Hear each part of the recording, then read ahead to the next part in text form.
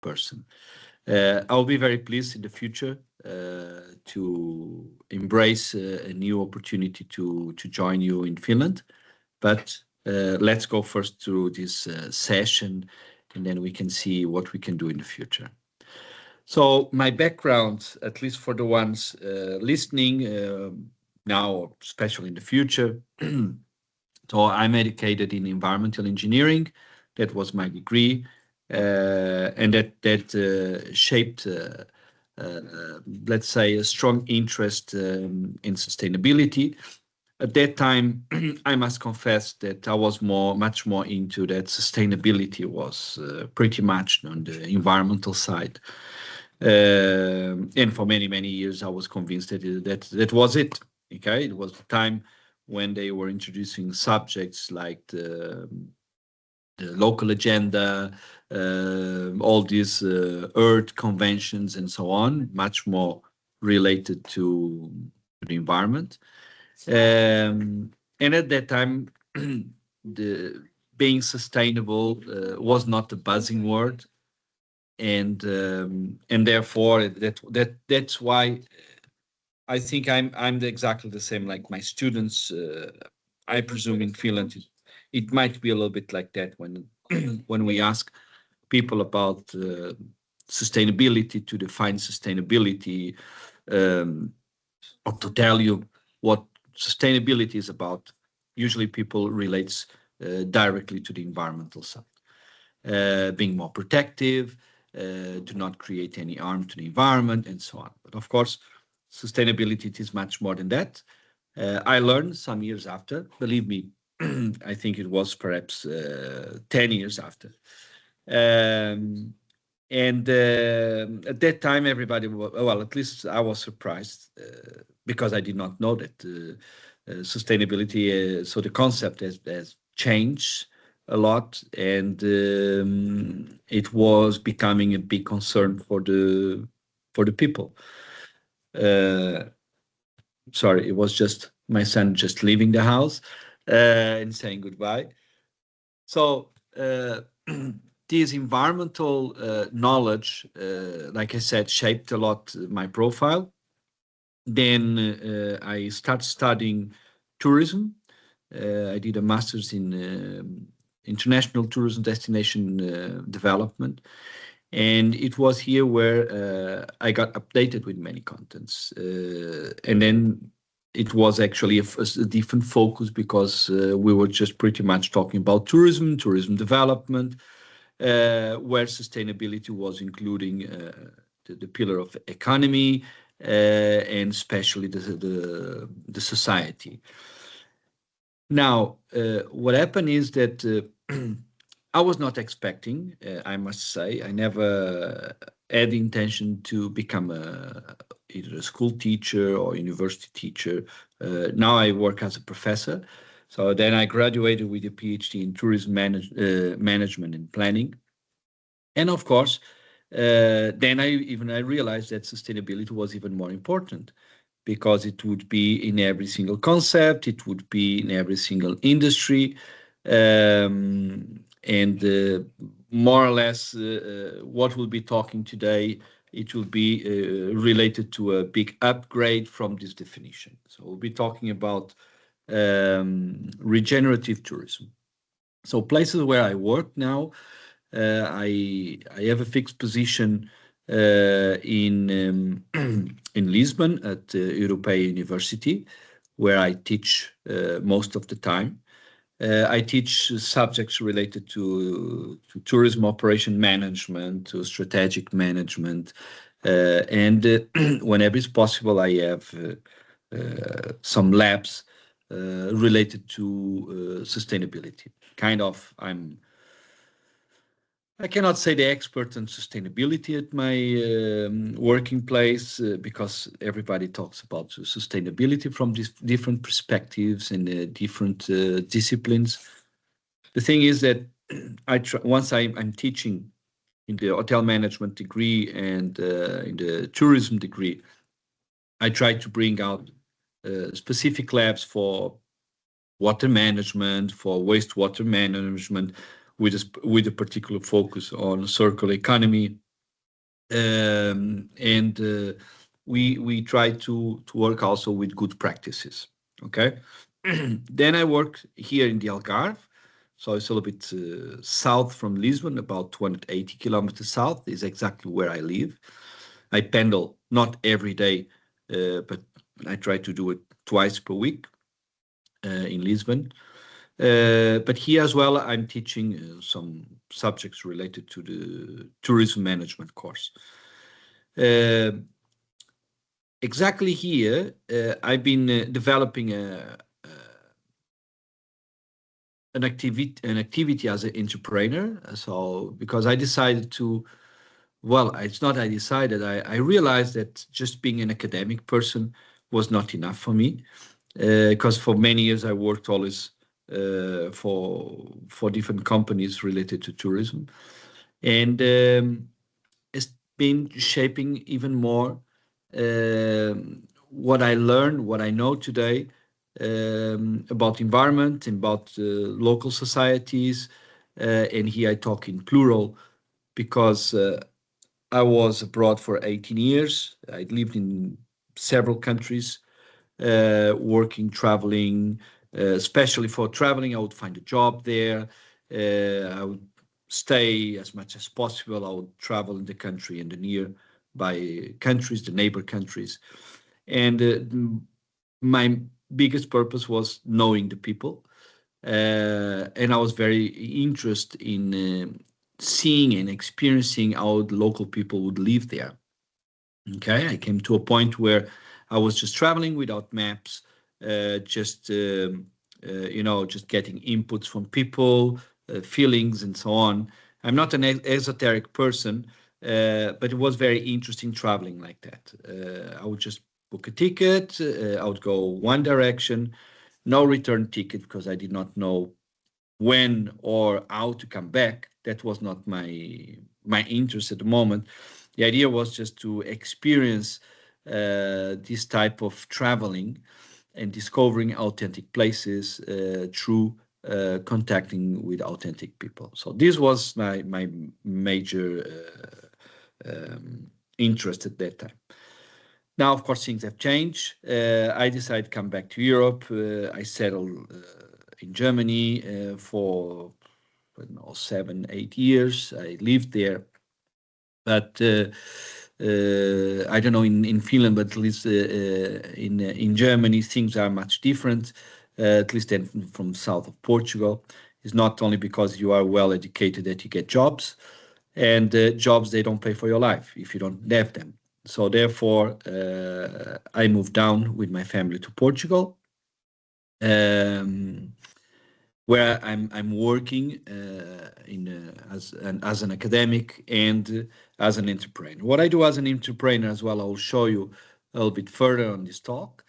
I just decided that I want to learn being an entrepreneur because it was not enough just talking about the theory of all these concepts, and I really need to test. I really need to experience in firsthand the difficulties or the challenges, better saying, of being an entrepreneur. So I started a company just for nature walks. Actually, the brand which is registered is called Seaside Walks. Here I dedicate mainly to walks. I try to close down several trails here in the Algarve. I try to combine with authentic experiences. And of course, due to my background, I try to make the difference in being a little bit more raising awareness activities, because during my walks I try to combine lots of knowledge, especially with facts that really happen locally, facts that impact the local community, facts that impact the local natural environment, okay, and as well combining all these facts. Then I reach the, well, again, that's where I want to go, to the 3 pillars of sustainability. So then combining the environment and the social pillars, I come up to the economic pillar of sustainability, at least the traditional definition from sustainability.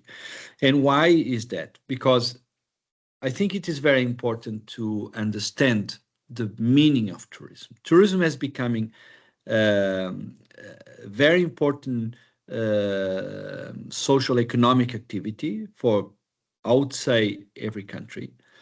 For sure, for some countries it is even more important. For instance, in Portugal, the tourism contributes for almost 20% of the national PIB. So it is so important that provides lots of jobs. It collects lots of taxes. It has been helping several regions developing, because remember that Portugal 45, 55 years ago used to be a very poor country. Okay, that's due to other situations, political regimes. We used to have a monarchy, then we swapped to a republic, and so all these changes and the way we lived before, the needs that we had before, they were completely different. And actually Portugal was seen, at least as far as I remember, and what I learned, that Portugal used to be a very poor country. We used to live from fishery and as well from farming. Okay, this was our let's say, it is our backbone. So things they change, and I'm glad for that, of course. The world has been changing, but as well we have been using resources in a completely different way. All right. Imagine that I believe in Finland. And I'm sorry to say I believe, because I don't remember. I was there some years ago and I don't remember. But I believe that in Finland you have been implemented since many years this system where you go with your plastic bottles or metal cans, and you have these machines that you insert and then gives you a ticket, and you might change in the supermarket or in the bakery or whatever it is allowed in this network. At least I've seen that when I went to visit and to live for some short time in Norway back in 2005, and I said, wow, what is that? Okay. It was a way that already the societies have recognized it's a way to reduce waste, and we start understanding that actually waste has a value. All right. So many countries, they follow this type of operation. In Portugal, we tried some years ago, but did not work out, to tell you the truth. And now, since about 1 month, we have a huge campaign, and now we can start collecting all this waste, which is supposed to be just plastic waste and metal, and we can go to the supermarket. So, of course, this will bring many changes. We need to adapt to this. The technology as well needs to be improved. The facilities, they need to be improved. So there's still a long way to go. And why I want to mention these things is that although we are living in the North Hemisphere, we are a developed country, in many situations, we are still behind other countries from Europe, okay? But it is something that we are aware that we need to make big efforts to change in order to impact less on the environment, okay?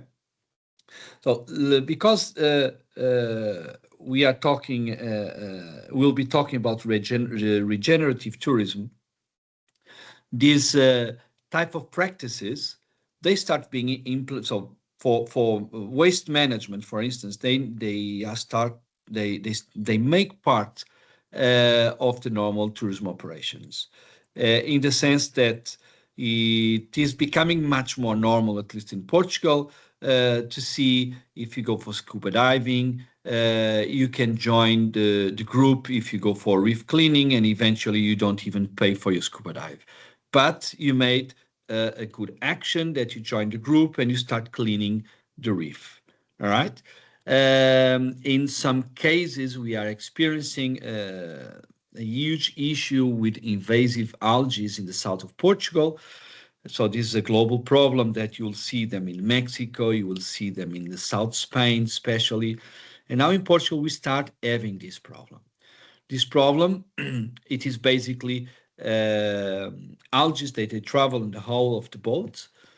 They come from different oceans. And of course, once they settle in a specific environment without any natural predators, with specific life conditions which are more favorable to their development, so they just grow. And of course, they start growing exponentially and becomes a huge problem. Imagine all of you come to Portugal in specific times of the year and say, wow, I'm going directly to the beach. And you go down to the sand, you don't see sand. You only see a black pitch, a black mat, stinky, with lots of mosquitoes. And this is just algae getting rotten on the beach.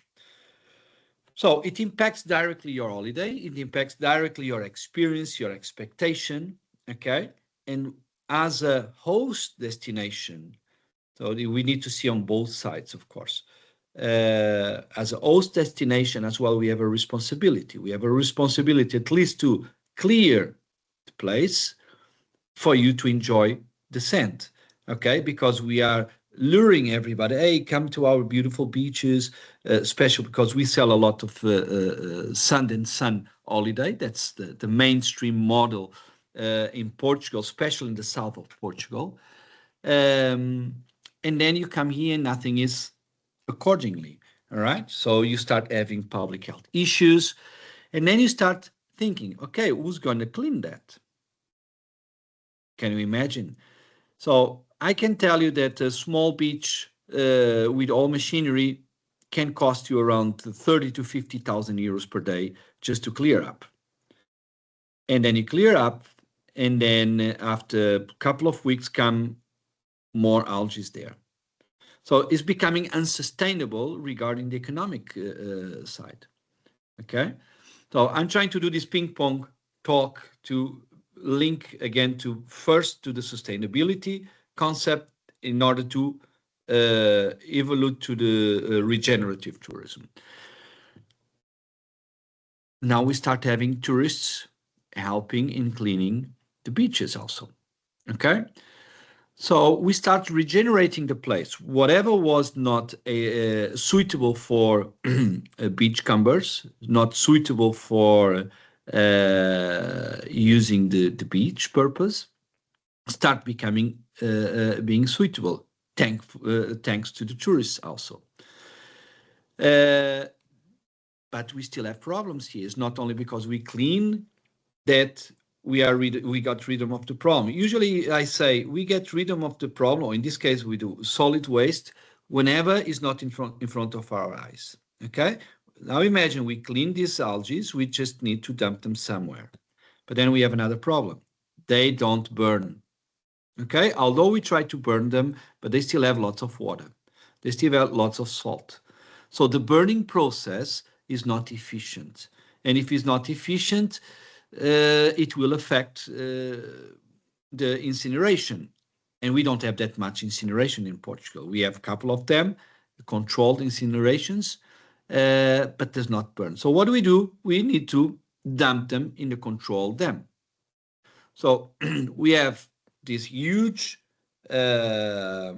landfills, and they are controlled then the landfills. And the reason why they are controlled is because we don't want to harm the environment. Imagine then when we have a landfill, so everything gets rotten and creates all this water, this what we call lixiviates, you create gases and so on. For gases, I would say it's all right, because we are able to install this landfill in a way that we can collect this biogas, and we can even use it as fuel for machinery. But there's another problem, that we need to have a wastewater treatment plant specifically designed to treat all this leachatiate. But now, whatever was designed for, let's call it for 10 cube meters, they start receiving 20, 30, 50 cube meters. So the treatment plant is not enough for treating that effluent. So the same happens on the beach when we have the tourists arriving to the tourist destination. And I'm still talking about the same algae, okay? They are invasive species. They are from, one species coming from Japan, which is a red algae, and then another one is green algae coming from Australia. So the point is, a natural, a local algae here where we live, when they come off, they come loose from the reef, eventually they die within a couple of weeks. Okay, even if they are stranded on the beach, they just dry off, and their offsprings, they die with the algae. But these ones not. These ones, they are not from here. These ones, they don't have natural predators. These ones, they like warm water, lots of hours of sun, and in this part of Portugal, and I can say even the south of the Med Sea in Spain, you have lots of hours of sun in comparison to other latitudes in the globe. And then there's another important fact. When they come loose, they still developing their offsprings. Okay, they carry some eggs, which on the way, even if the mother dies, the young algae, they still developing. All right, and then how they developed also, they need to feed themselves. So to feed themselves, it's what we call, they need nutrients. You might ask, okay, why Luis is talking about nutrients now? Well, because that's something that we need for the species to develop. And where are these nutrients coming from? Usually, these nutrients are coming from the excess of tourism or the lack of infrastructure, if you prefer to say. I don't like to say always excess of tourism, because many times the excess of tourism takes us to talk about massification, which is correct, but then we start talking about tourismophobia now. Nowadays, we have specific places where we start experiencing some tourismophobia. Now, what happened is that to be sustainable economically, as well as not just talking about companies being economic sustainable to pay the phone bills, the salary of the employee, the whatever bills, fixed costs they have for the operation. Is also talking about developing infrastructure, okay? Is also talking about infrastructure in the sense that tourism can grow, can develop, and can continue, all right?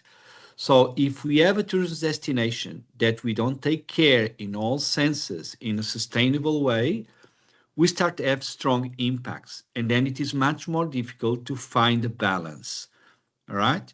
So these algae, they are becoming a huge problem for us.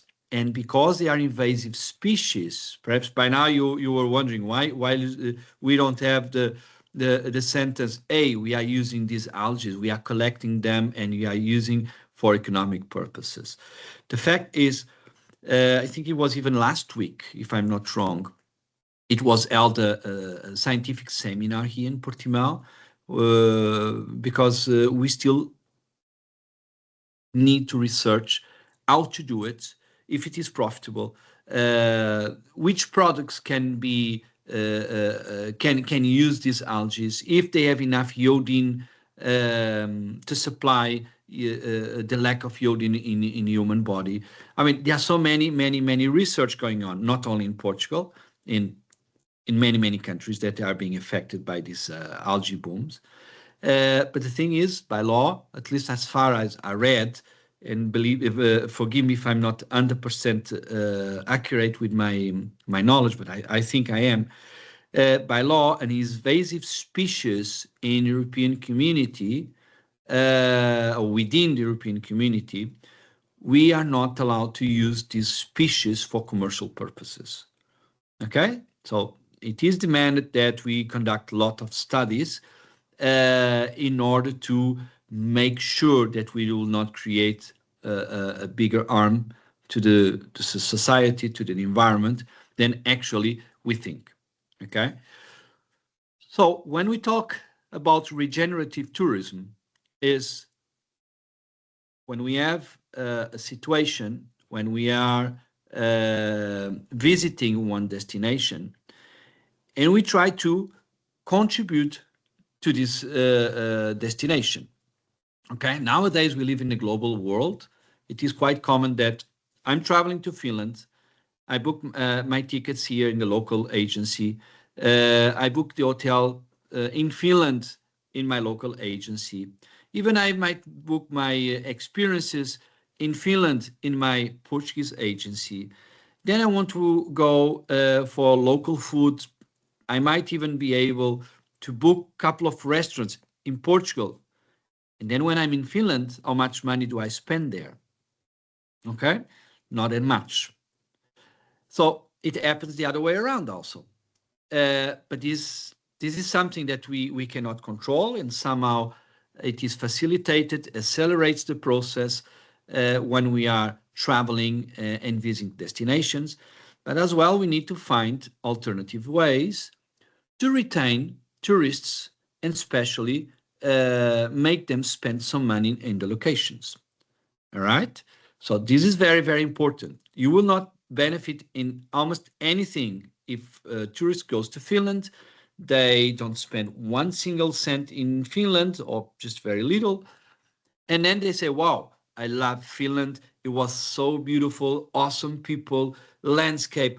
Wow, amazing. But then I don't contribute to your economy.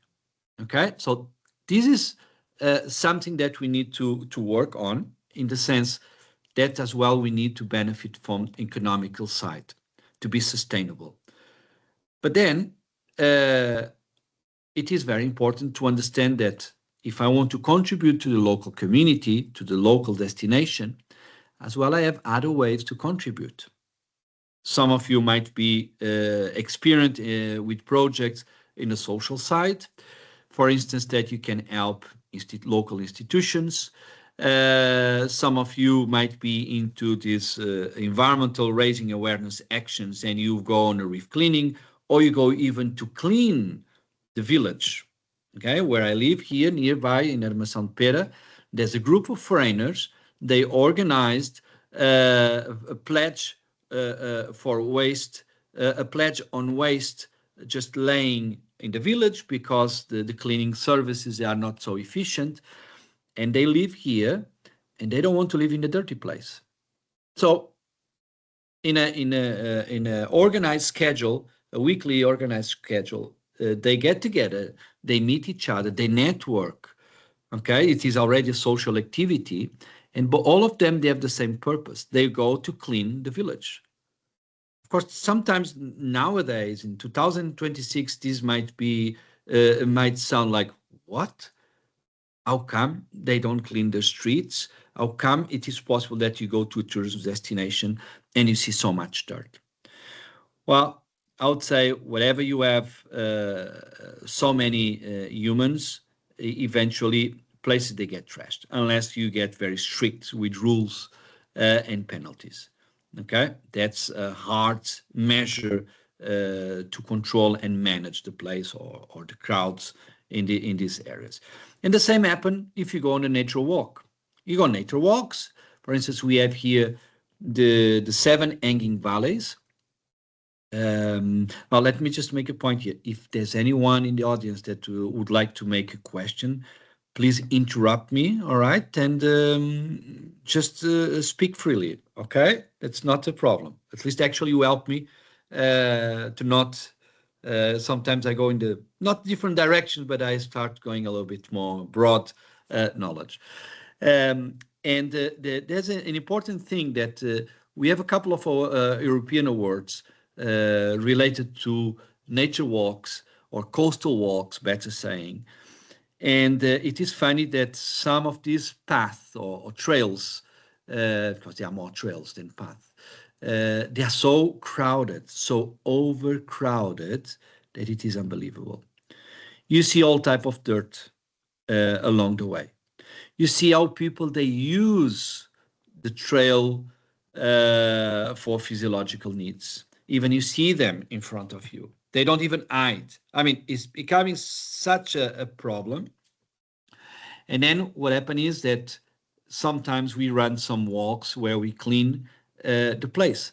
So we want to regenerate the trail, try to be back to the origin condition, or the original condition, at least for me, clean. All right. So this type of mind setup is part of a regenerative action. And talking about regenerative tourism, I will show you, because it's part of our session, I will start showing you, let me just share my screen, and let me see. Okay, so there's a very interesting project here in Portugal. Let me just close this one here. And it's called Regenerative Alentejo. Okay, Alentejo is the province right next to the Algarve. So Algarve is in the very south of Portugal. If you see the geography of Portugal. And this is a project that was sponsored by TUI Care Foundation. Okay, I presume all of you, or most of you, knows TUI as a huge tour operator, as a very important player in tourism, and as well since long time they have what they call a care foundation. So if you go to TUI Care Foundation, you can find lots of reports, sustainability reports from them. And now you will see that we start talking about regenerative tourism. We're still talking about sustainability, all right, as our mainstream, as guidelines, but the evolution took us to the word regenerative. For some people might be a real evolution. For some people might be just a new word and fancy word for describing what should be already sustainable, or within the concept of sustainability. All right, but it's not about that I want to talk, because this can raise lots of discussion, which is very interesting also. But to show you, so this is a part of Portugal which where you have mainly flat land. Okay, this type of you see the picture here. This landscape is quite flat. And then usually in Portugal, we say you have flat, flat, flat, flat, flat, flat, and then you have a chaparro or a tree. So a chaparro would be a small tree, just to give a small shade. And where the shepherds usually they were just taking a rest while doing their thing as shepherd. But the thing is that this used to be a massive plot of land, and for some time has been abandoned because we start losing our abilities or interest, better saying, interest in working agriculture. I presume Finland as well might have, because you have different situations, especially with the cold weather and ice and snow. So for you, farming for sure is a big challenge. And for sure is much different than the southern countries. But the thing is that together with TUI, which I believe TUI sponsored this project, or is an active partner at least, they decide to go and invest in one important aspect, that this land or this region is quite well known. It is very well known for agriculture. It is very well known for raising animals, okay, cattle. And gastronomic wise, it is very, very strong. So what they did, they call it field to fork. Basically, it is a project that it is investing in abandoned lands, and these abandoned lands, they become abundant in crops or having animals producing goods, which will be very important for our food chain. So I will just go down a little bit. So they say they have 4 pillars. One is here on the left. Let me see. I put like this. Maybe it is better for you. Regenerative agriculture, regenerative food. Okay, agriculture will be one very important pillar because it will hold all the crops, and techniques for recovering the soil, which has not been producing for many years, and so has been degraded regarding nutrients and all the techniques for good soil. Then regenerative food, in order to revitalize old recipes, in order to start eating with seasonal products. Again, if I want to use this expression global world, it is very normal, and especially you understand that because you have different conditions up north in Europe. But if you go to the supermarket, you can buy today an ananas, you can buy mangoes, okay? You can buy many things that you don't have them in your country, all right? Or if you have them, perhaps you don't have them in that season, but that's because someone is shipping to you. The same happens here in Portugal, don't worry, okay? So this regenerative food, it is to give more importance to local productions, to use local products, all right? Because before globalization, we were just eating what the land would give to us in specific times of the year, right? Then we have the community, because community is also very important. If we don't have a community attachment, we cannot, or it is much more difficult to develop, okay, and to grow. And then we have what brings us today, regenerative tourism. So this regenerative tourism, actually, it is a framework which is attracting a specific type of tourists' interest in regenerative agriculture, interest in understanding the old recipes using seasonal products, okay? And people interested in knowing a community that holds together and cares about their local environment in all senses. Okay, then I can share all these materials. This one is free on online, because especially because this one is. Let me just come here to show you the. So Terra Sintropica is the name of the project. I don't know if you can see here, but if you go terrasintropica.com, you can actually accede directly to these materials and see something else. So now it's too big. Okay, this project, Field to Fork, is a project that they are aiming to increase the number of regenerative practices. Even you have them here on the right-hand side as main goals. They want to regenerate the territory. They want to regenerate the traditions. They want to regenerate tourism here. They want to regenerate tourism destinations also, okay? They need to increase participation in rural tourism. So they are not interested, this type of tourism, regenerative tourism, usually is not linked to mass tourism, okay?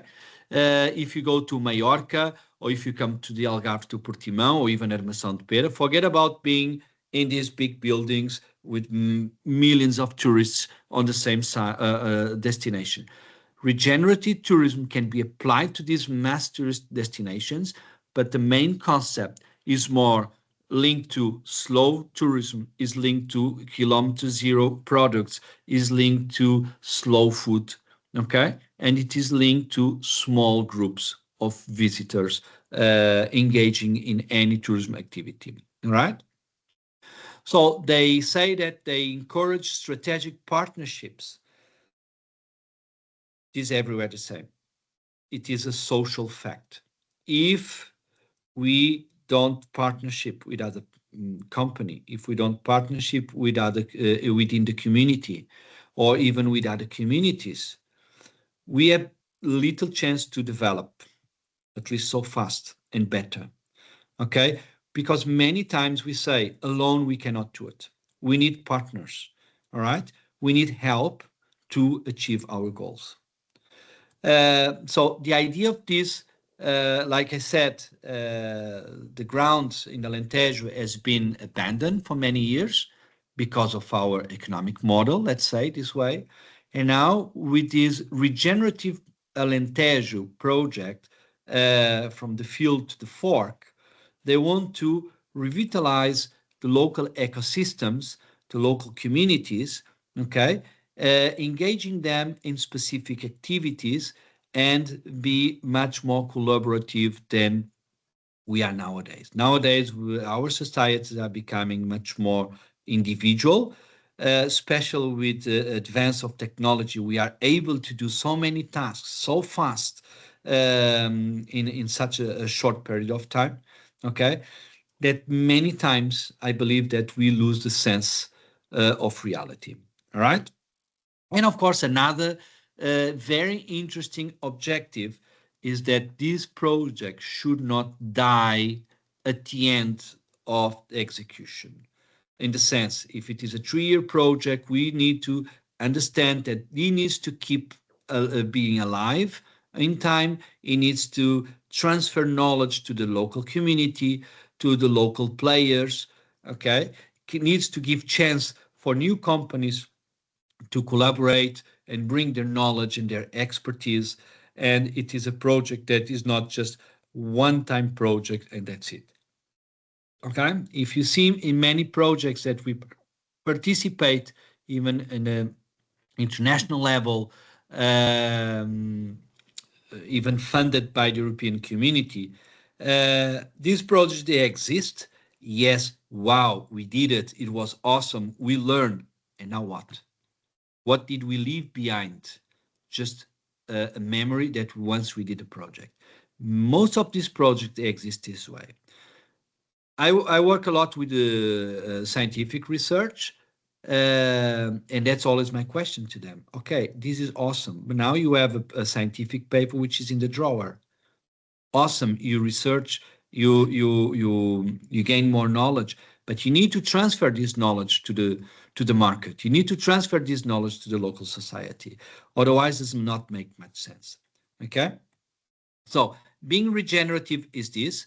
I will not go much more through to this PDF because then I will share with you.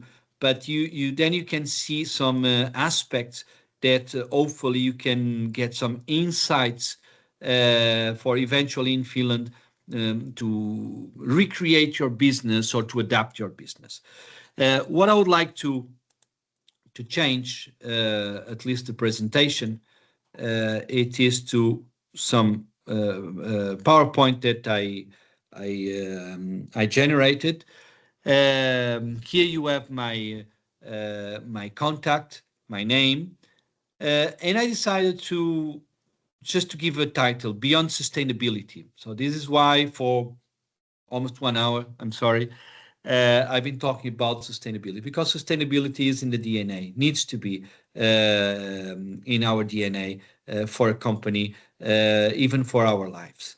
Okay, to my students, many times I use I explain sustainability as something that, especially when they don't show up in the lessons, they start having lower marks and so on. And I say, listen, this is not sustainable at all, because you will not finish your degree.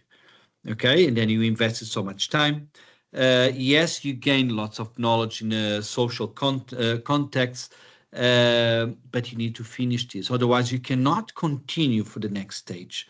You need to have your degree, at least to honor your parents, which they, for sure, they are helping you in finishing your degree. They make big efforts many times that the kids, they can attend to the university. And you know what? If we don't do it, it's not being sustainable in the mid long term. Okay, so I dare to call it the regenerative creative tourism in order to for transforming Finnish tourism through Portuguese insights and practical business frameworks. All right, so let's see if we can highlight a couple of things. Be my guest if you want to make any questions, please. And when I talk about regenerative tourism, so I gave you lots of insights. I gave you a couple of parts of definition. There's not only one definition, okay? But it is something that needs to be global. It should be something that does not address only one issue and we are close only to that issue.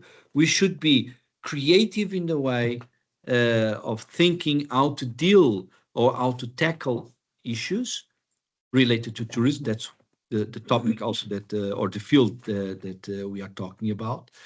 And many times we just need to look to our business model. We need to look to our experiences that we are offering as a company, and we need to make some adjustments. Many times is not much more than that, okay? But we need to think in a regenerative way. I just wrote this, excellent destinations are born from valued communities. I don't know about you, but can we develop a tourism destination without local community? If you can tell me, anyone, any students, what do you think about? Can we develop a tourism destination if we don't involve the local community? Anyone dares to give an answer?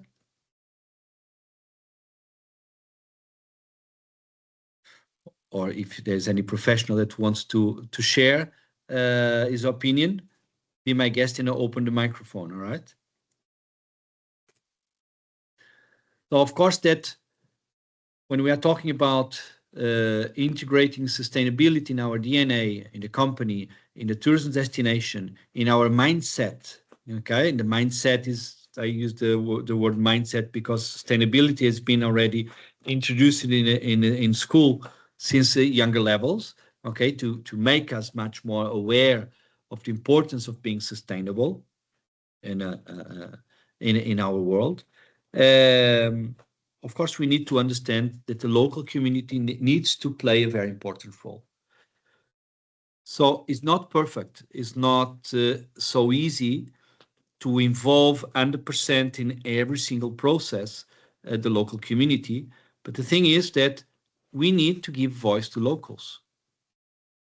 I want to build a shopping center in the middle of the tourism destination. But if the local community does not want the shopping center, it should be allowed to register this opinion, and somehow the whole community, including the political willingness for building or not building, should revise if it is sustainable having infrastructure which is not welcome in the local community. Okay? When I was doing my master's degree, I heard a story from one of my teachers, and it was more or less in this direction. So he was working as a consultant for developing some local communities in Spain. And he went to the community because he came with this thing, we need to involve the community, we need to involve the community. And he went there and he asked, what do you want? And they said, listen, you are here because they are building a highway, right? Yes. But we need to know the impact, so at least try to understand the impact of building a highway here. What you'd like to have? And of course, the first end went up and said, we won't exit. We need to have an access to the highway, because if we don't have accessibility, we'll be even further away from development. Okay, just look to this small business that before having an highway, they were still open and they had customers. And since the moment the highway is built, the traffic does not pass there. So the number of customers starts decreasing until the day that is not sustainable anymore, at least financially, to keep it open. Okay, so the local community said straight away, we want to have accessibility to the highway. Excellent. What do you want next? We want to have big buildings, and as well, we want to have a shopping mall. And of course, the group of consultants said, no, yeah, easy. You should not do that. I said, why not? Where do you live? And he said, well, I live in Madrid. What do you have in Madrid? Yeah, but it's a huge city and we don't have room for so many people. We need to build in that way. Okay, but you build the way you think it is better for you. It suits you better, your living routines and needs. Here, we want to be developed, and we understand that we need to have the same infrastructure that you have. Okay, well, moral of the story, that eventually not all this has been built in the destination. Eventually, by now, probably there's something there, but with different rules. Okay, not so big, not so small, let's say this way. But the point here is that the local community, even if you are not the ones saying yes, build, no, does not build, don't build, at least they were heard. They got in a commission, in a focus group. They raised their voice, their concerns, their wishes. Okay, and somehow it assisted the decision-making process. Okay. Creative regenerative tourism. What is that? So when we are talking about regenerative tourism, let's say, using my words from before, you already have in place a tourism operation, your products, your business model, but you need to find in a specific approach to transform your operation. Okay, you need to change the way we see things, how we operate, how we think, okay, in a tourism sector. And this is very, very important to shape the future of tourism. So we need to understand the real value, but the real value not only of your experience, but all surrounding the local community, if it is a younger generation, older generation, international generation, a community, if they have jobs, what type of jobs. Okay, we need to understand that with our tourism activity, we can assist to create real value for that location. All right. Then as well, we need to say, or stop saying, if the other one is doing, I do it the same, and we make both lots of money. And many times might work out when there's a high demand for that. But then comes to a point that is not sustainable anymore, and we start struggling. How can we be different from our neighbor company, our competitors? So we need to find unique experiences which can be just experience with your company. Okay, so you need to design something new or adapting what you had already, okay, in order to promote something more valuable, something much more authentic, okay, and hopefully only you know how to do it. Okay, that will be part of the key for your success. Then comes the word regeneration.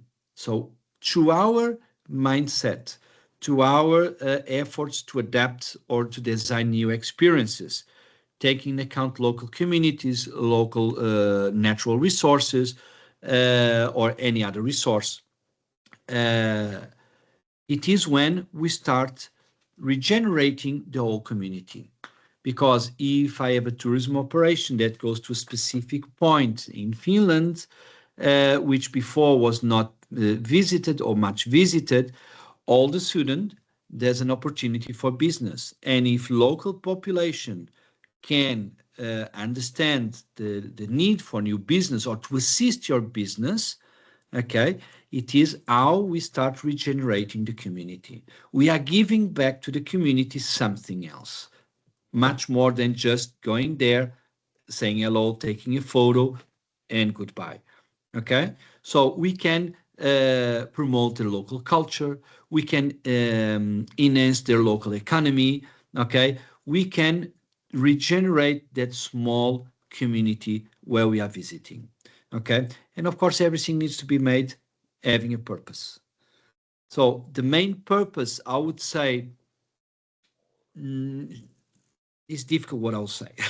The main purpose, when we talk, at least the academics, when we talk about regenerative tourism, it is normal that we say the main purpose is regenerating our activity or the environment or recovering ancestral techniques or something like that.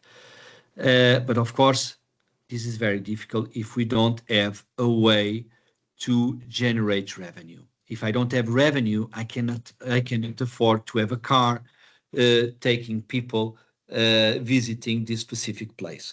If I don't have money to attend to a tourism trade show in order to network with other companies, very difficult. I'll be able to help the local community. Okay, so the economical side needs to be also there. Is part of the equation.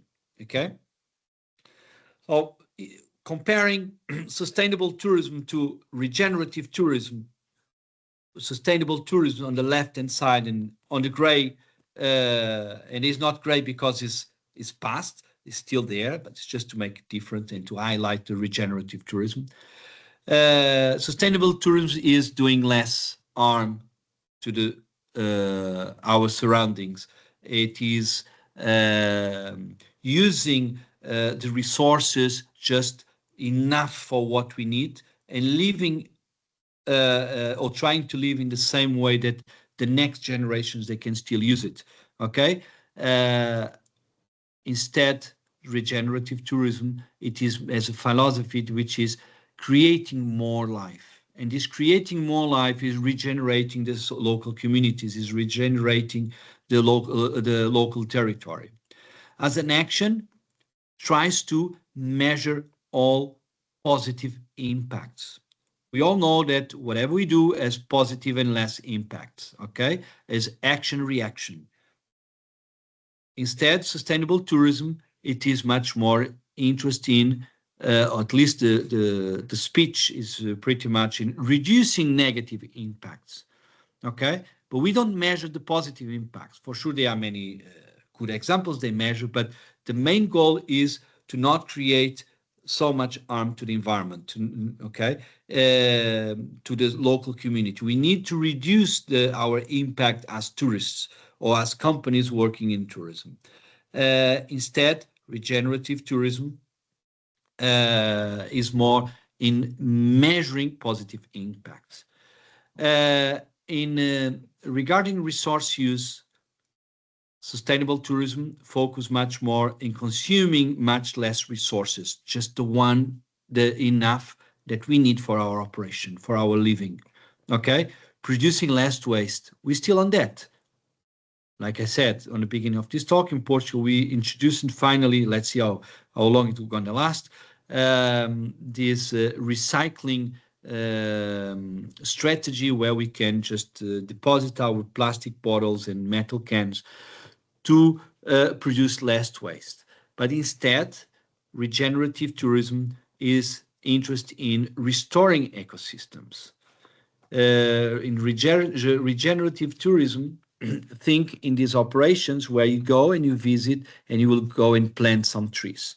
you will go and you will learn about permaculture, an alternative way to grow crops in your land.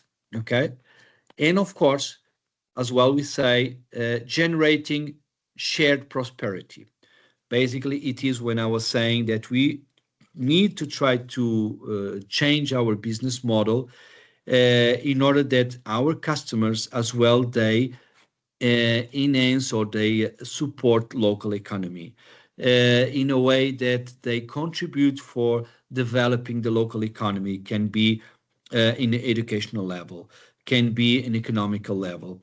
Okay, something needs to be done for local communities.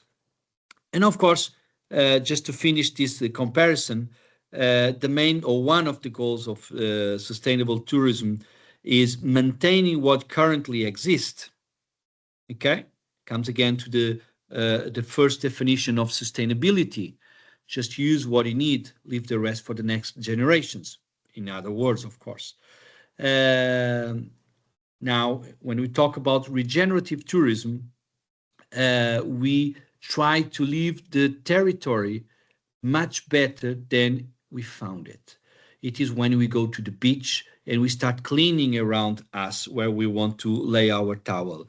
And then imagine, I don't know about you in Finland, but in Portugal some years ago, when you would come to the beach and you start cleaning the sand from cigarette butts, from any rubbish, people would look at you and say, what are you doing? Why are you doing that? Okay, hey, don't touch that.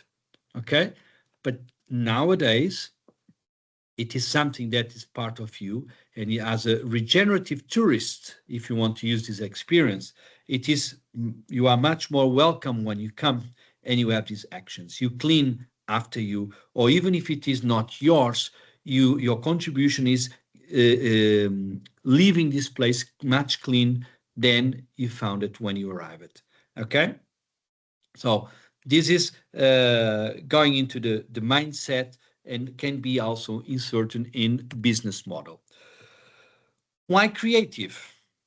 Well, because we need to reinvent our tourism operations. You need to invent our experiences. Okay, we need to play with local communities. We need to play with territory, and we need to understand that we live all together in the same Earth. Okay, there's no planet B. That's what I want to say. So when we talk about being creative, we need to understand that the experience, they should be authentic. We should use local actors. We should try to deal with local companies which are experts in that area. We should use local guides. We should go and use local and labor to be giving the chance, better saying, to this local community which we want to impact. So this way, we can start being a little bit more authentic, all right? Because imagine that you go in a trip, and you have in Finland a Portuguese guide. There's nothing wrong with that, all right? As far as I know, we live in a free world. I can go to Finland and I can work as a tour guide. But of course, if I don't have the knowledge from the local language, if I don't have the knowledge from the local, from the location where I can study all of this. But all the student, you will understand it's not being so authentic. Okay, I need to be genuine. You need to understand that I'm vibrating when I'm telling a contact story, when I'm using my storytelling to explaining you how the local farmers used to grow their crops, how they used to protect animals from any threats, how people, they were adapting to extreme weather conditions. Okay, you need to be authentic, because it gives more value to your experience. Now, if we realize that we is not so the creative process is not going through, we need to think in something needs to be done. So we need to transform our experience. Again, I can get someone in my car and I explain them everything, but I don't contact with any local person. I don't visit any local museum. I just explain everything from inside the car. Okay? But we need to think in adapt. We need to transform our experiences. We need to try to engage in the local surroundings, okay, in order to make the change to for the visitor.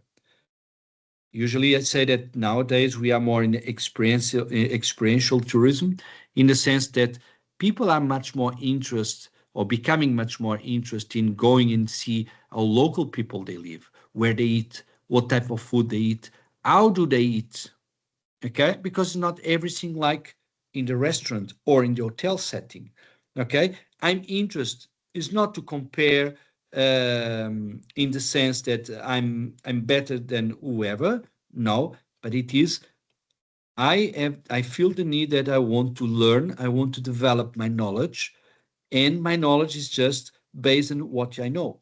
I need to have new references to gain new knowledge, to learn, to experience, okay? And of course, if then after this transformation in our products and our business models, we find a way to be much more authentic, and the way I wrote here, impossible to replicate, so that makes you being outstanding, an outstanding competitor. You gain a new position in the market, okay? And people that they recognize that you are more authentic, you have different ways of providing this service or selling a product, eventually people will start coming much more often to you. Okay? Any questions? All right. So when we talk about regenerative tourism, we need to talk about the general ecosystem. So I start here with the 3 Ps. If some of you remember when we talk about sustainability, there's the 3 Ps, the triple bottom line. And the 3 Ps,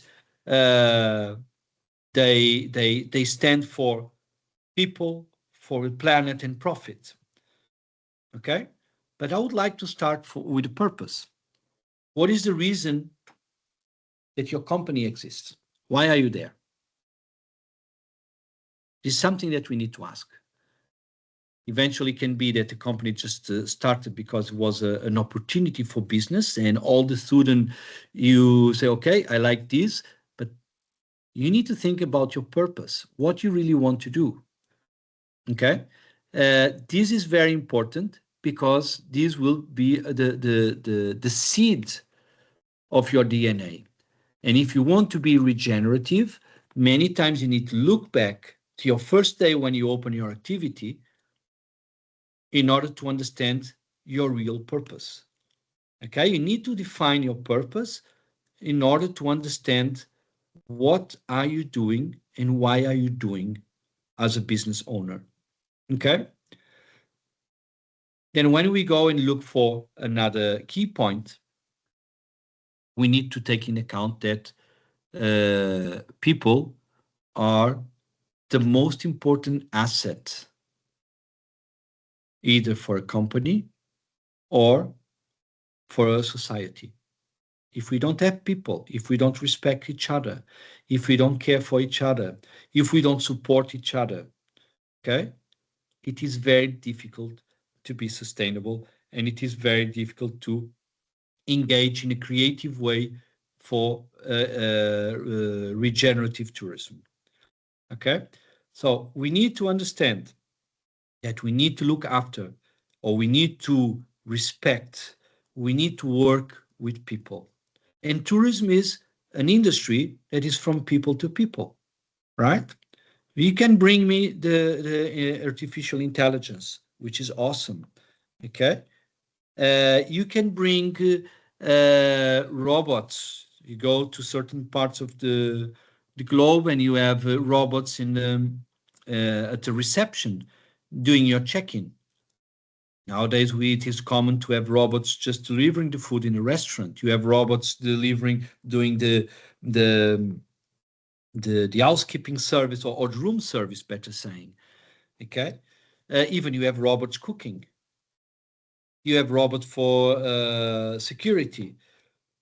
But tourism is much more than that. Tourism is an industry from people to people.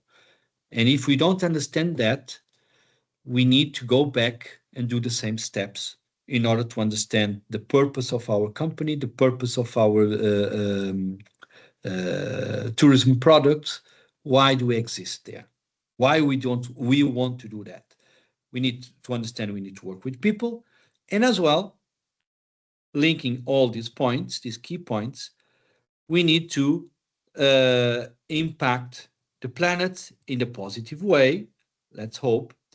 But as well, we need to understand how much harm are we creating to the environment, to the society, and so on. So we need to regenerate our territory. When we were talking about regenerative actions, is leaving the territory in a better shape than we found it. It is actually that, the regenerative ecosystem that we need to be much more active in protecting and regenerating the whole territory. Okay? And of course, needs to come profit. Profit needs to be there. Even if you go for the break even, it doesn't matter. To think that if you don't have made a business plan, maybe it's time to think on that. If you don't know how to make business plans, ask for help. Pay someone to write a proper business plan for you. Because if you don't have a business plan, you don't know your direction. You don't know when you will recover your investments. Business plans are very, very important in order to manage your profits. Because many times you can have a big cash flow, but if you don't have control on that, at the end of the day, you are working for free. Or many times your investment, instead of being paid off after 2 years or 3 years, is paid off after 5, 6, 10 years. And all of a sudden you realize that you're tired. And then you think on the purpose, the mission of you that you have. Why do I exist if I'm working so much and I don't go further? Okay, so we need to understand some key performance indicators related to economic results. And based on that, you take better decisions.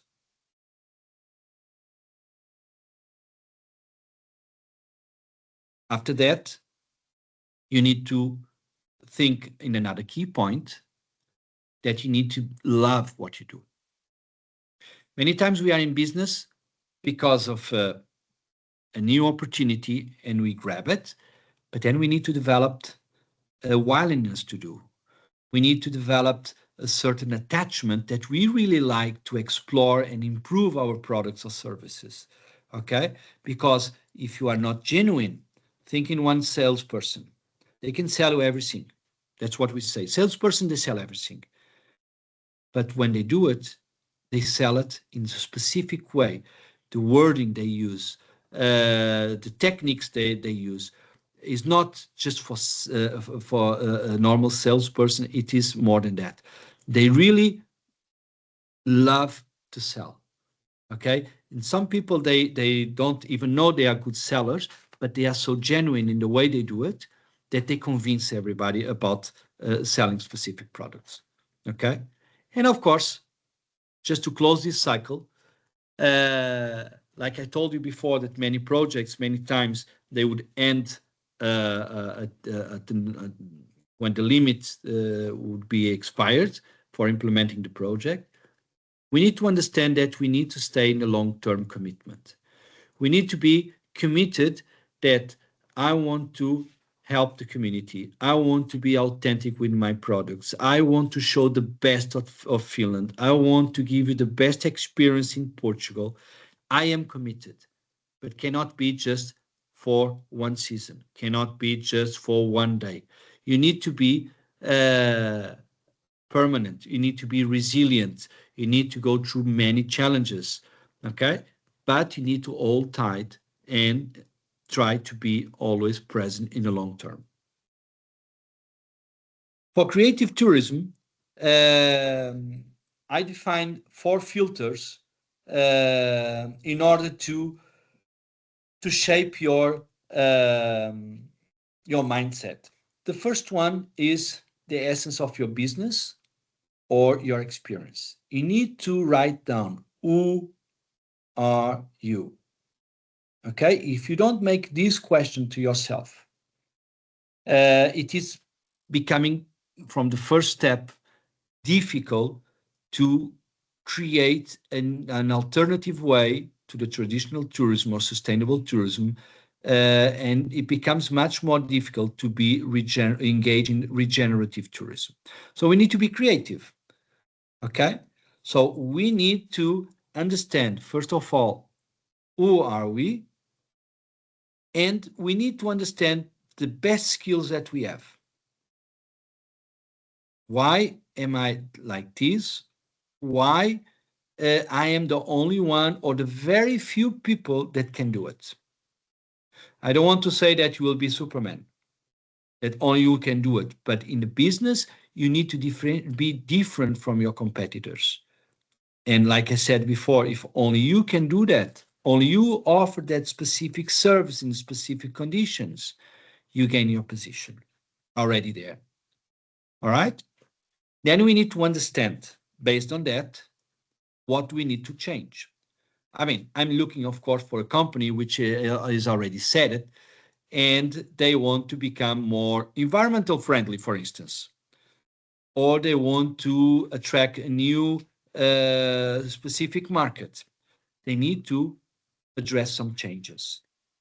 Look to the restaurants. Okay, if you have a restaurant, traditional restaurant, only with menus in Finnish, in Suomi, right? Now all of a sudden you are the best in town, but you start talking to Portuguese or French or German or Chinese markets in order to invite them to go and eat at your place. But if you don't have menus in their language, it will be much more difficult to achieve your success. All right. So this is the transformation phase. What do we need to change? This is very important to address changes and to make them accordingly to satisfy the needs of your customers. All right. Then the impact. What value are actually creating? It is only for you. It is only for your business. It is for your local community. It is for your country. Okay. You need to understand if you are creating a negative impact or positive impact. Can we communicate this? Well, the negative impacts, hopefully you will not communicate because we need to address straight away. Hopefully. Okay. But positive impacts, we can actually communicate. We raised a certain amount of money to be donated for a social institution helping disabled people. Okay, if that's your wish, if that's what you want to do with your regenerative tourism experience, excellent. Communicate that. All right, and then of course I wrote it here as a legacy filter number 4. That we need to understand. Of course, we cannot give the right answer how long are going to be open for business because there are many variables on the table. But we need to understand that we should engage in a regenerative product or service in a way that we want to leave it better the way it is now. And if we are successful, eventually we'll stay here much longer. Okay, this is our commitment and what I call the 4 filters for creative tourism. Let me show you a couple more. Let me show you a video. This is a 3-minute video, if I'm not wrong. Tell me if you hear the sound, please.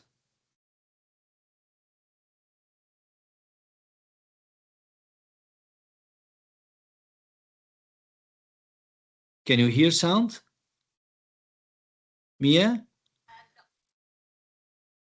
No. At least I'm not hearing it. Not yet? No. Okay, so I think I know. I'll stop my sharing screen. And now when I do it again, okay, I need to come here, include sound. You will be able to hear. So this is another project for regenerative tourism in Val d'Esteva, in Alentejo.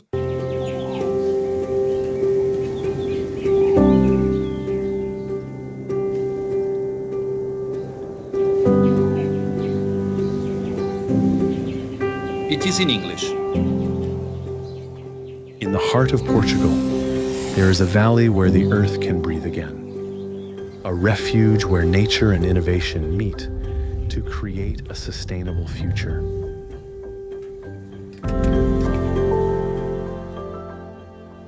Vale d'Esteva occupies 100 hectares of regenerating land. Here, a former eucalyptus grove gives way to a productive and sustainable ecosystem. We combine agroforestry, viticulture, and ecotourism, creating a resilient economic model with a low environmental impact.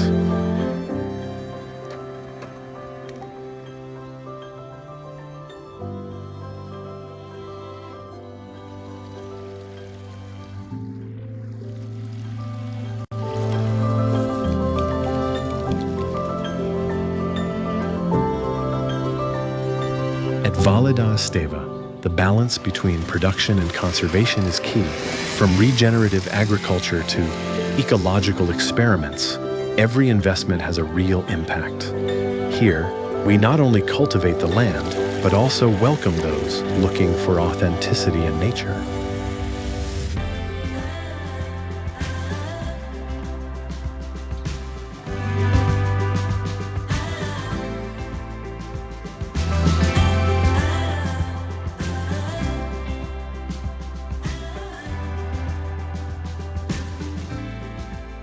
Regenerative tourism in the Val d'Esteva offers more than relaxation.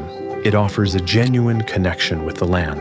With immersive experiences, each visitor contributes to the conservation and development of this ecosystem.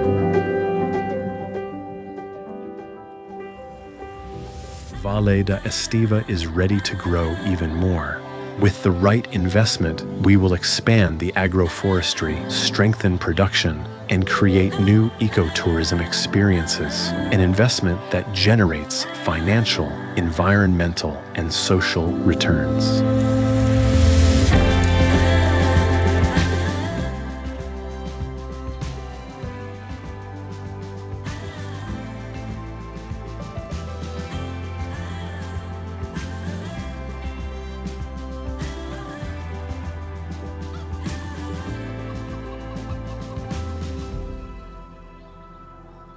The future is built today.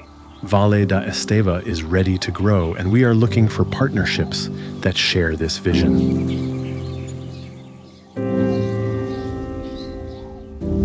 Invest in Vale d'Esteva.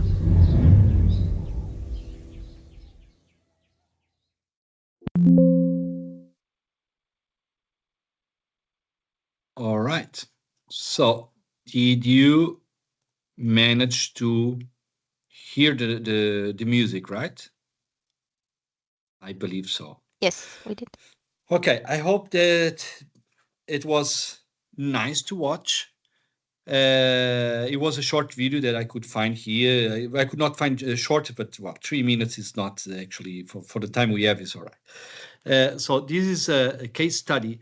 Is a development in central Portugal, and they are interested in working with agroforestry. So they depend as economical activity from the forest and also agriculture, and they are interested in hosting people which are interested in participating in all these activities. So when they install the regenerative tourism, they are actually calling for people. They are just interested in something different than going to the beach, something different than just going and experiencing nightlife or a city life. So this is a more remote environment and close to the border. It is close to the border with Spain. It is just a nature-based economy that they have here. And when they are calling for partnerships, it is because they need people they want to engage. So everyone going and staying there, they engage in these activities. Okay, so together, they bind together with the local community, they bind together with local practices and environmental practices.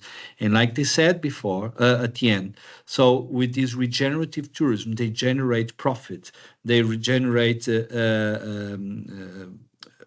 social enhancements, and also they benefit the natural environment. So again, that's why I started with a long talk about the pillar, the base is everything starts or departs from sustainability concept and regenerative tourism. It is, or being regenerative, it is a new word that we start using now, but should be already part of sustainability.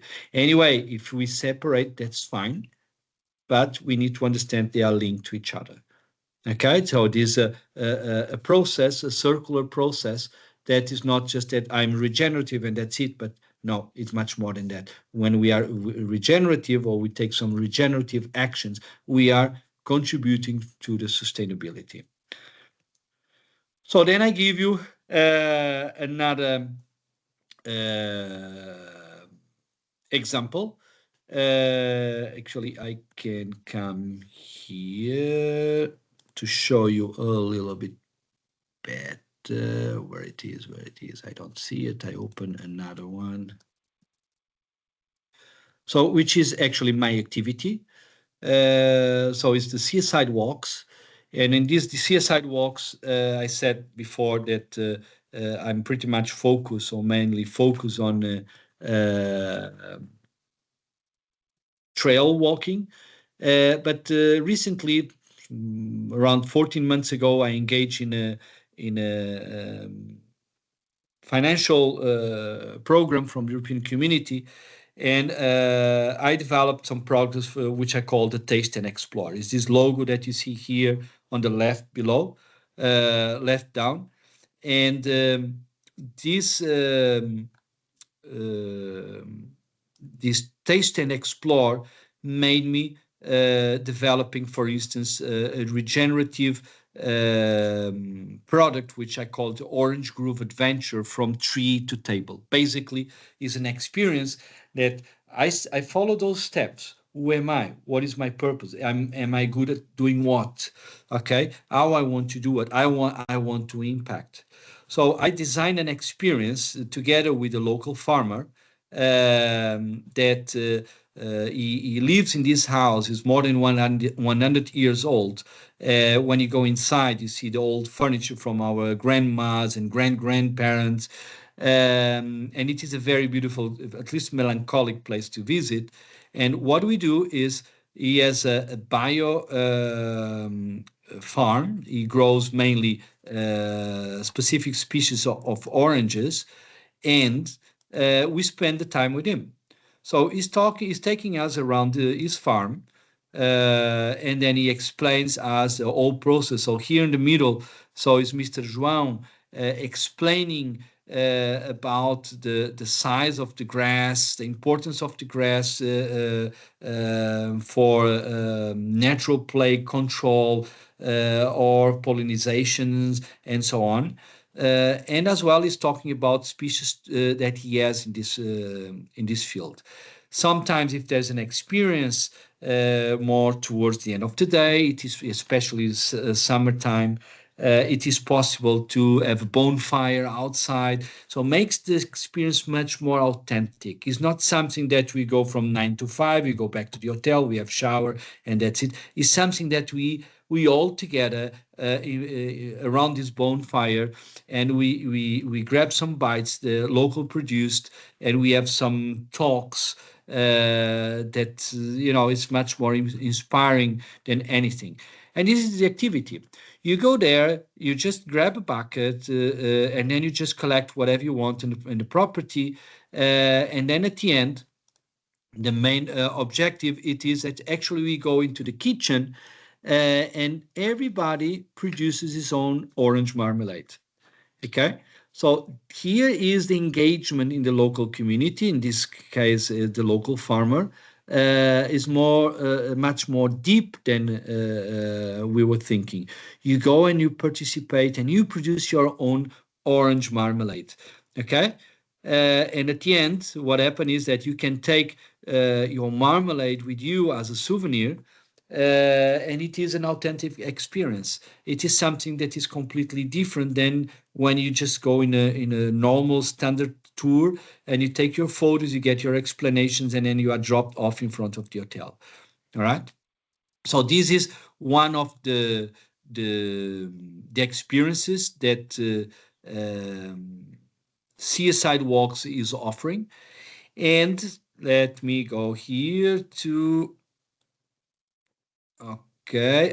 Another thing I need to show you is that with this experience, you can even calculate your carbon footprint associated to this experience. So this is how I decided to be within the talk that I'm giving you today. We need to measure, or we should measure, the impact. Okay. So this is just a calculation that I'll just put some random numbers and information here. How did you arrive to the place, and so on, and then it will giving you at the end. Let me see. Calculate my footprint, and when you calculate your footprint, gives you the amount of CO2 produced with this activity, and you will see in a bar the where you impact more. Usually is the transportation is the one that impacts, and gives you, because this number 5.8 kilograms of CO2 does not tell us anything, believe me. Okay, but if we associate it to driving your car for 34 kilometers, you can imagine your combustion engine just emitting all this pollution, all impacts of driving a car. Okay, then you can even save your result for further readings or whatsoever. All right, so these are small tools that maybe they might look a little bit not so interesting, but can be useful for you in order to tackle your impact and try to understand how you can make it better and transform your operation. Then there's another experience here in the Algarve. It's called Seed Tours. So basically the Seed Tours is run by a girl. She attended to the university in the Azores Islands, one of them, and she graduated in a nature guide. And then she came back to the Algarve and she started her own company. And basically what her concern is to repopulate some burned areas in the mountains. Let me put this in English. So what she does, she organized some workshops.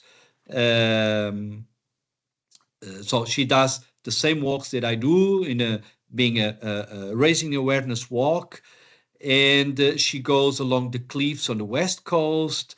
And let me see if I find. She works with a local farm and bake bread. She has farming techniques workshops, and let me see where it is. Sorry. Nature walks. I think it's this one. No. No. But what I want to say is that she, let me see if it is in experience. No. Okay. Walking on top of the Algarve. Basically, her goal is going to Monchique mountain here in the Algarve, and she makes a seed bomb. She goes on the walks, she collects seeds from the trees, she takes down, she runs workshops with customers. They involve these seeds. It seems is a bomb seed is a Japanese technique. They involve these seeds with clay, okay, with mud, and then next walk they go and they throw these bombs in the on the ground. So she looks for native species.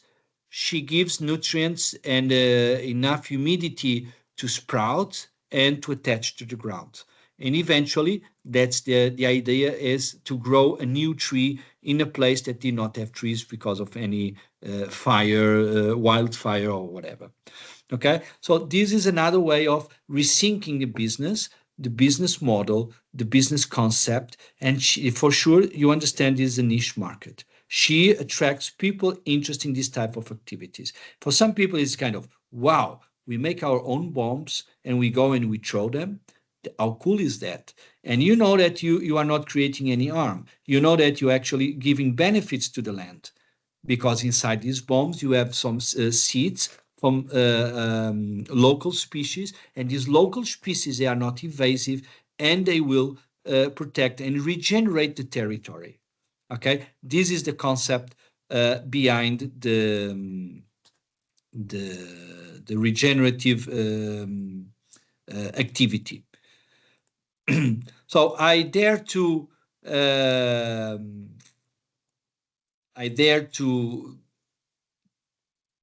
let me say, to create some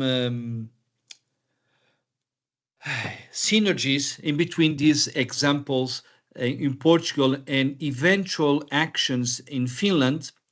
For instance, with this Revi story that we saw the video, agroecology and syntropic farming,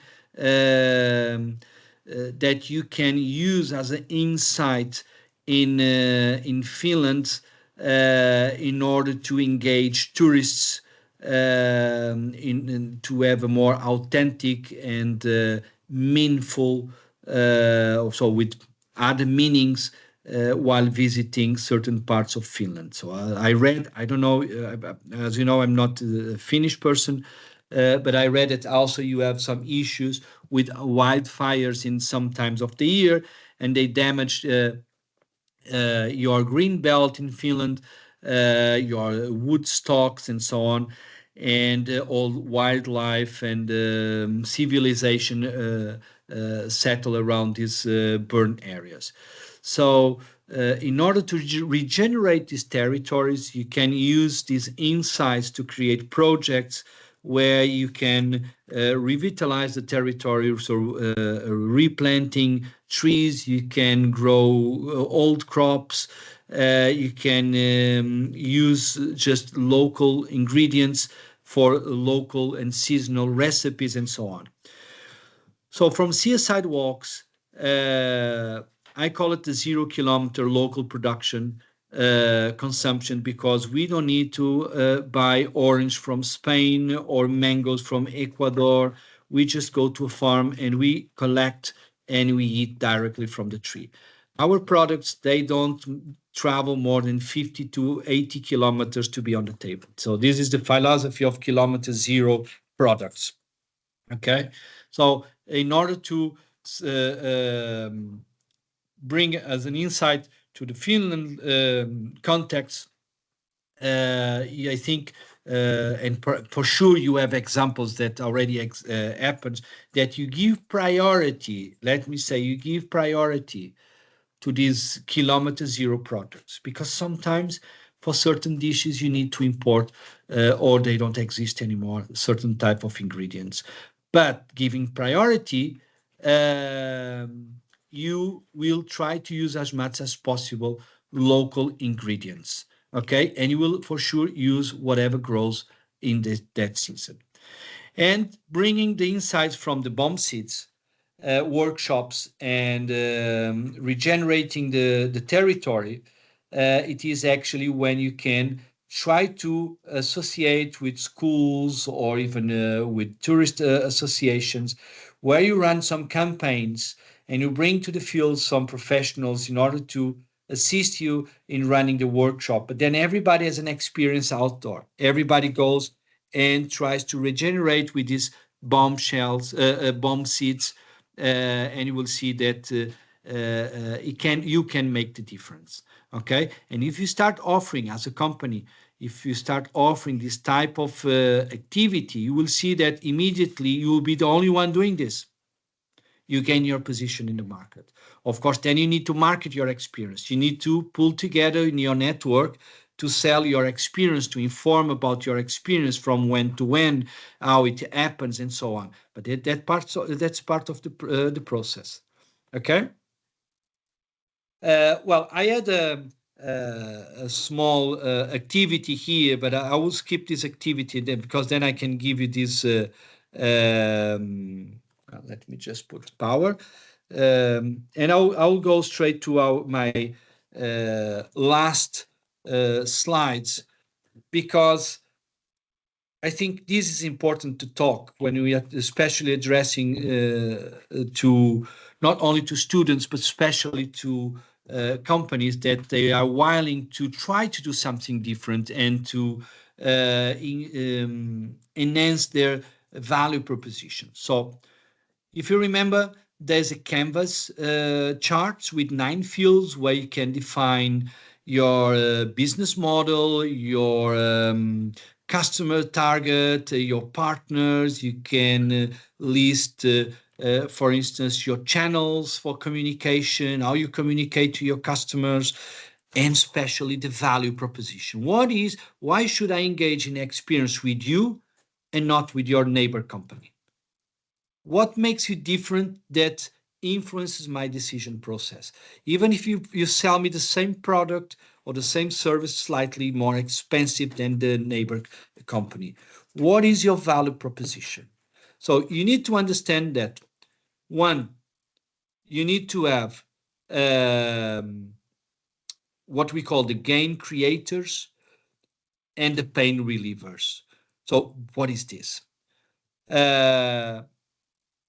The gain creators is what can you remake your products or remarket your products and services. Okay, so this is your gain. You create something new or you adapt something, okay, in order to gain your position in the market. But then as well, you need to understand that you are adjusting or adapting your products or services because for some reason they were not being so profitable and they were becoming a burden carrying this. It was expensive operating that, and you need to do something. It is what we call the pain relievers. Okay. And then you need to look for the customer side.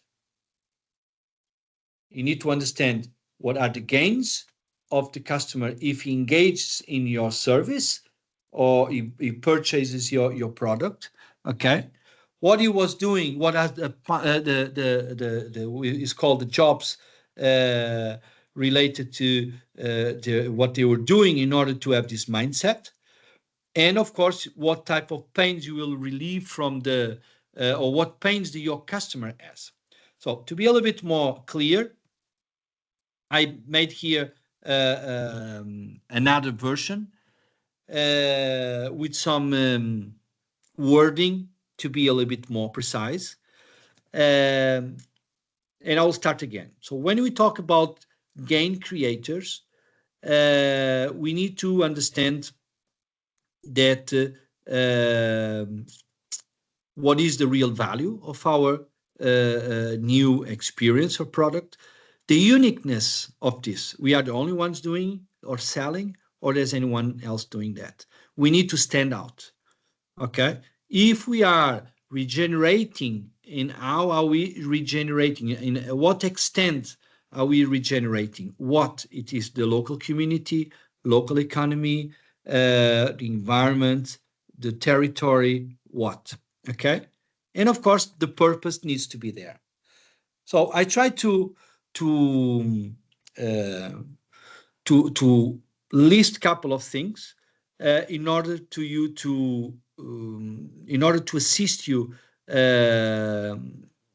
rewriting your value proposition related to regenerative tourism. So I will leave it this way for you, because this is just a hint or something or framework that can assist you in order to adapt and transform your operations. Okay? And just to close, a couple of wordings. A good place to visit must first be a good place to live. Okay, this is within the mindset of regenerative tourism. If you want to leave the place better than you found it, this is a way to address regenerative tourism. Just remember, we as tourists, we are not permanently there. Otherwise, we'd not be tourists anymore. We would become inhabitants. But while we are in the location, somehow we need to think that we need to get close to the local inhabitants. Okay, we need to understand that they need to have a good place to live, because as well we want to visit and we want to enjoy and we want to take as much as possible in a positive way from this visit to the place we are visiting. And for your business, if you think in a regenerative way, just think that you will actually be different from your competition. You have an outstanding approach in the tourism business, okay? But for that, you need to rethink or redesign or rewrite your value propositions. Many times you are already there, but you just need to rewrite or adjust a couple of things. Saying that, most probably you will, within time, gain a premium position, okay? Because as soon as the customers, they perceive your value, it will affect their decision for your company and your services instead of the competition, okay? And then even you will have more loyal customers because you participate in a transformation process of this experience for your customers, okay? And they will be always the ones spreading the word about what you do in the way you do it, all right? So it's to say that the future in tourism as well pass through being regenerative, all right? And being regenerative is a way to grow and develop much better. And this is my last and I would like to hear from premium position, okay? Because as soon as the customers, they perceive your value, it will affect their decision for your company and your services instead of the competition, okay? And then even you will have more loyal customers because you participate in a transformation process of this experience for your customers, okay? And they will be always the ones spreading the word about what you do in the way you do it, all right? So it's to say that the future in tourism as well pass through being regenerative, all right? And being regenerative is a way to grow and develop much better.